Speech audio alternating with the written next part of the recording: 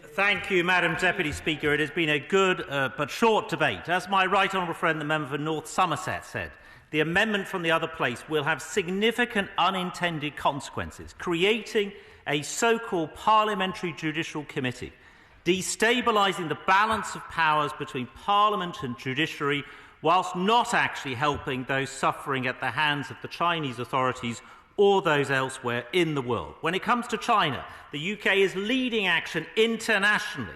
And as we saw earlier in this House, the Foreign Secretary, who had already announced a series of targeted measures in respect of UK supply chains and trade, and earlier today, with concerted international action with Magnitsky sanctions with 29 of our friends and allies, we will continue to hold China to account for its actions in Xinjiang.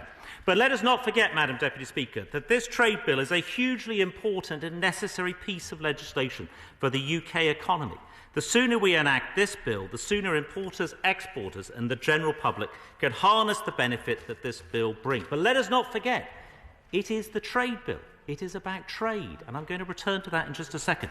We heard from the shadow front bench, who spoke. She spoke eloquently about human rights abuses in Xinjiang, and I agreed with every word of what she described. However, less than a year ago, Madam Deputy Speaker, she was urging, or seemingly urging us, to do a trade deal with China. From that dispatch box on the 12th of May 2020, she attacked the government for engaging in negotiations with the United States. She said she will not agree measures with the United States, quote, which would constrain the UK's ability to negotiate our own trade agreement with China. Quoted from Hansard. No, it's in Hansard. She shouldn't have said it if she didn't want to say it. So she is opposed to a trade deal with the United States in case it jeopardised a trade deal with China. We heard from my honourable friend, the member for Worthing, who asked, it's difficult to see what position the government would agree with. Well, I would say, Madam Deputy Speaker, that we agree with the amendment put forward by my honourable friend, the member for Bromley and Chislehurst. We heard from others, what does this do to help the Uyghurs? Well, this is a trade bill. It's mainly about the continuity of previous EU trade agreements and trade defences and trade data. We don't have a free trade agreement with China. We have no plans or intention to negotiate a free trade agreement with China. There is no historic free trade agreement with China. And none of this is even in the range of the bill as was written. But nor is it clear to me, with the Alton Amendment, that there is a significant agreement in scope to cancel. This is a trade bill dealing with free trade agreements. There is no FTA with China. And that is why Xinjiang and the Uyghurs would not be in scope of the trade bill. Instead, Madam Deputy Speaker, that is why the Foreign Secretary and others are taking the tough action that we propose.